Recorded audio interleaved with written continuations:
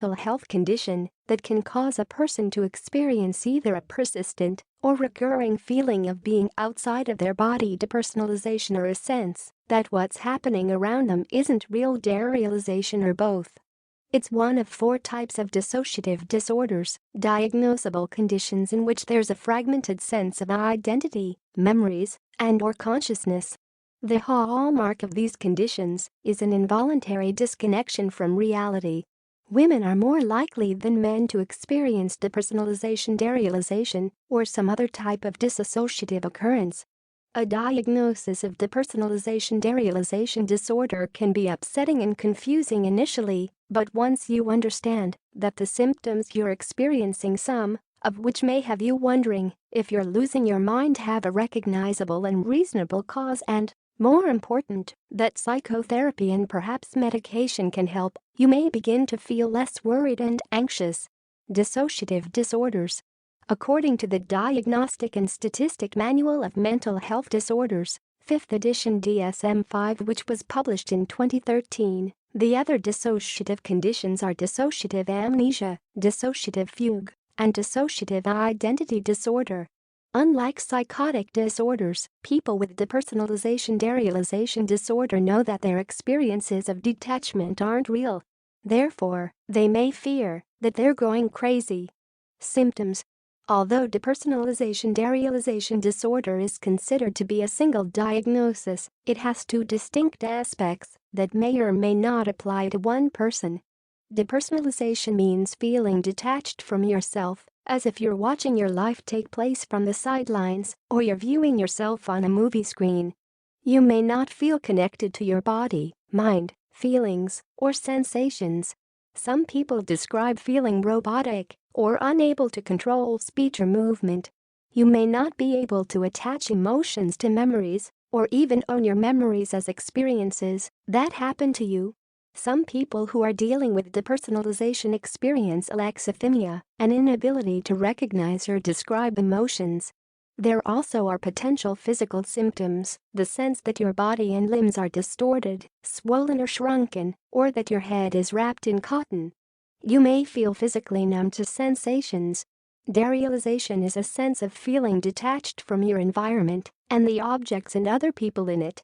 The world may seem distorted and unreal, as if you're observing it through a veil. You may feel as if a glass wall is separating you from people you care about. This aspect of disassociation also can create distortions in vision and other senses. Your surroundings may seem blurry, colorless, two-dimensional, unreal, or larger than life or cartoonish. Distance and the size or shape of objects may be distorted, and you also may have a heightened awareness of your surroundings. Very recent events may seem to have happened in the distant past. Causes and risk factors. Severe stress, anxiety, and depression are common triggers for depersonalization, derealization disorder. Often, people with depersonalization, derealization disorder experienced past trauma in their lives. They might have suffered emotional or physical abuse or neglect in their childhood, witnessed domestic violence, or had a loved one die unexpectedly. A lack of sleep or an overstimulating environment can make symptoms worse. Yet, according to Merck Manual, 25% to 50% of the time the stress that brings on depersonalization, derealization disorder is relatively minor or not even obvious. Some people are more vulnerable to psychiatric disorders than others. In the case of depersonalization, derealization disorder, the Mayo Clinic lists these specific risk factors: an innate tendency to avoid or deny difficult situations, problems adapting to difficult situations, experiencing or even witnessing a traumatic event or abuse as a child or as an adult, severe stress in any area of life, from important relationships to finances to work. Depression or anxiety, especially severe or prolonged depression or anxiety with panic attacks. A history of using recreational drugs, which can trigger episodes of depersonalization or derealization. Episodes of depersonalization, derealization disorder can last for hours, days, weeks, or even months. For some, such episodes become chronic, evolving into ongoing feelings of depersonalization or derealization that may periodically get better or worse. Diagnosis. In order to zero in on psychiatric diagnosis, a doctor will first make sure there aren't other reasons for symptoms, such as drug abuse, a seizure disorder, or other mental health problems. Once other potential problems are ruled out, a clinician will consider criteria from the DSM-5. These include: sometimes imaging and other tests are done to rule out physical problems, especially if symptoms appear after age 40.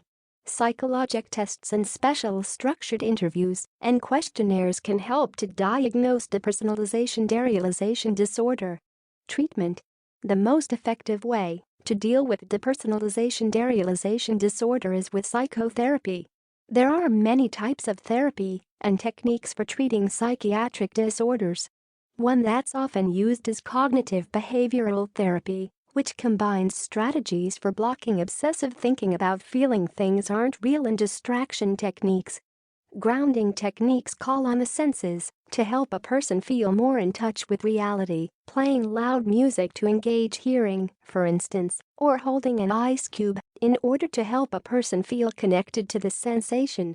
Other approaches that are sometimes useful for treating depersonalization-derealization disorder are psychodynamic techniques that focus on working through conflicts and negative feelings that people tend to detach from, and moment-to-moment tracking focusing on what's happening in the moment along with labeling of dissociation and affect, which teaches people to recognize and identify their feelings of dissociation. According to Merck Manual, there are no medications approved specifically for depersonalization-derealization disorder. Doctors sometimes prescribe anti-anxiety drugs and antidepressants to help assuage symptoms of the condition, although none of these will directly treat it.